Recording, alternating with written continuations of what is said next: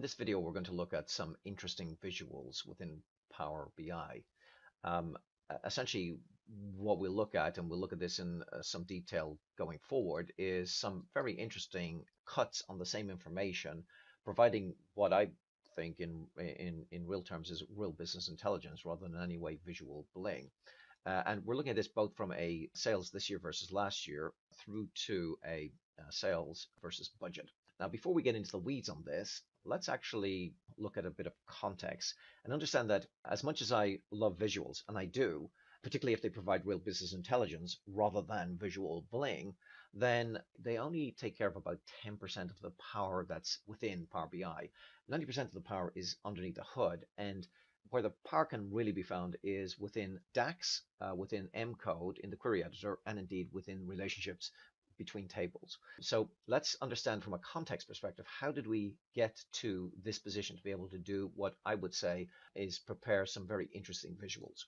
So let's actually step into Power Query or the query editor and understand what we've done. Essentially, we've done four key things. Now let's actually have a look. Firstly, we've engaged in what we call table deaggregation. We've pulled in the contents of an Excel file, both a budget table and indeed a fact table. And the fact table is a flat table. So a lot of data in it, about 52,000 lines of data. Now keep in mind, it could be 52 million lines of data because it's Power BI, that won't cause Power BI to break much of a sweat at all. But it's 52,000 lines of data. And what we've done is we've essentially set things up such that we've staged that table and then we've referenced the same staged table to allow us build out a number of other tables, a slimmed down version, a much slimmer version of the transaction table, together with three lookup tables, four lookup tables, plus a date table.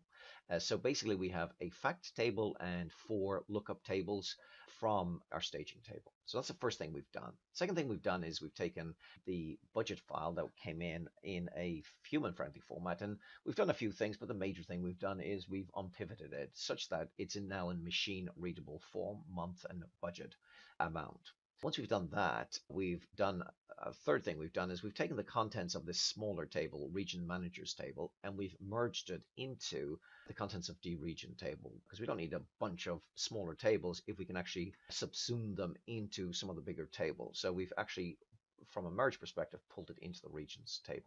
And then lastly, because now we've got two fact tables, a budget and a transaction table. We're looking at the budget table here, and we've got three dimensions. We've got basically from the regions table, country, from the products table, accessories, and from the customer table, segment. And because none of these three dimensions are the index, related to the index or the first column within the lookup tables, the challenge is that when we try to set a relationship between these three and corresponding three dimensions in the lookup tables, because they're not the index column, it means that you'll have a number of repeating rows within both the fact table, the budget table, and indeed the lookup tables, which will lead to a many-to-many relationship, which causes all sorts of challenges down the road. Now, we can handle that in one of two ways. We can build out some virtual relationships using, say, treat as, or as we've done here, we set up three cascading lookup tables, which allows us then to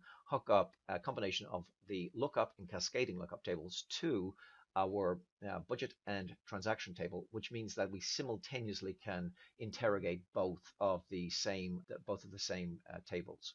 And then I suppose a couple of final things we've done. We've dropped this information into a couple of different folders: staging folder, a reference folder, the data model, everything that's being pulled in, and the measure table folder. And we've disabled the load on a few of these because we don't need them in the model. And that's kind of what we've done to actually set things up such that we can pull this same information into the data model. And if we step into the data model and look at the relationships, from a relationship perspective, it's not a particularly complex relationship setup. We have two fact tables, our sales transaction tables, and our budget table. And firstly, we've connected the built relationships between the lookup tables, those being anything beginning with D, so D product, D region, D category, and D dates. And we've built the relationship between these four lookup tables and indeed the transaction table, and indeed between the date table and the budget table. And then we've taken and looked at the cascading lookup tables and said, look, let's build a relationship between these cascading lookup tables and indeed the budget table, which we've done for all of the three cascading tables. And then, and note that they're all one-to-many relationships.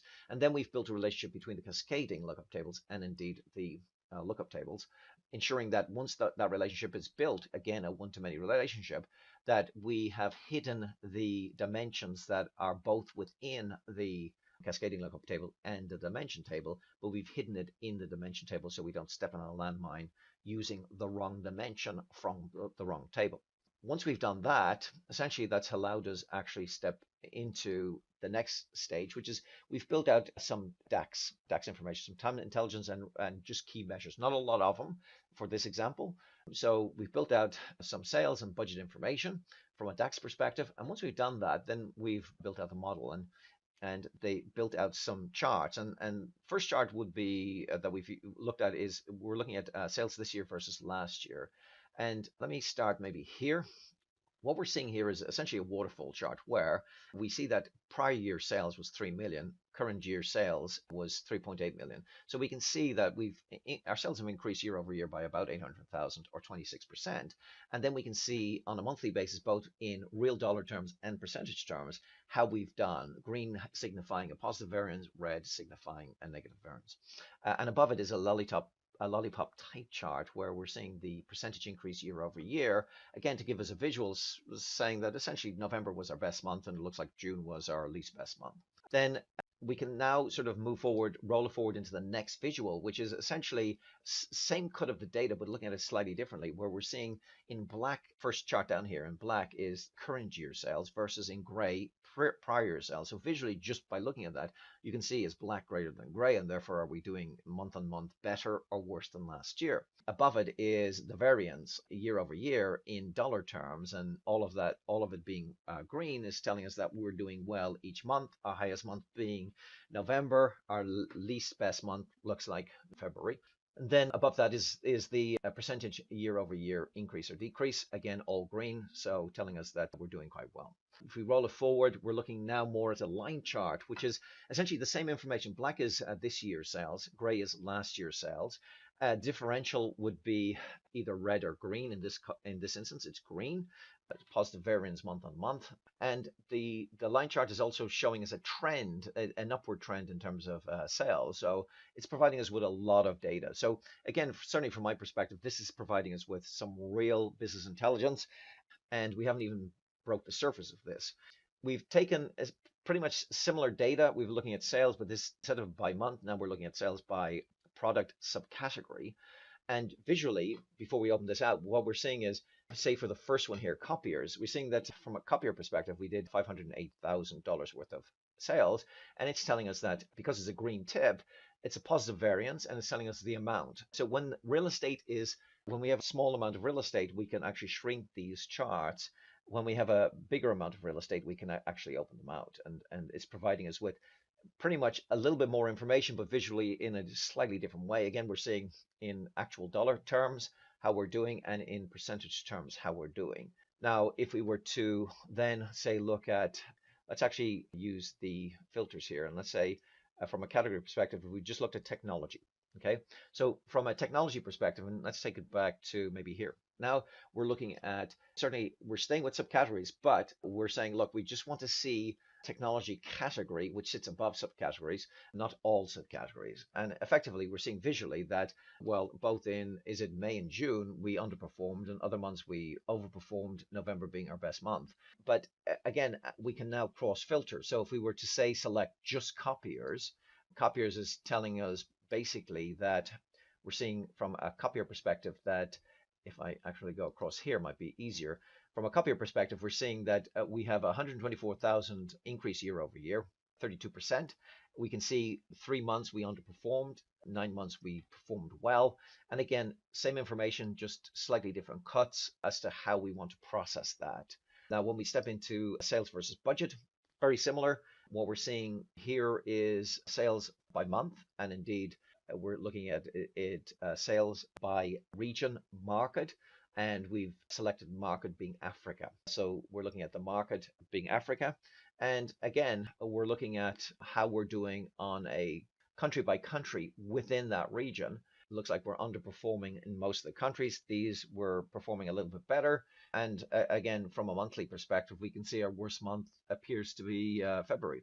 Again, if we cross filter, for instance, if we were to select February and say, look, well, how did we do? We can see, well, the Democratic Republic of, and I'll have to open that up to see exactly what that is. They've underperformed most, and then followed by Egypt, Morocco, Kenya, and Chad. So we can cross filter on month, or indeed we can cross filter, say, on Nigeria, just to see from a Nigeria perspective, how have we done? And we've underperformed in every month, our two worst months being 4.9 August and in December 4.7. So that said, hopefully that provides you with some insight. Certainly from my perspective, this is what I would consider real business intelligence, and hopefully you see the same. Enjoy the day. Bye for now.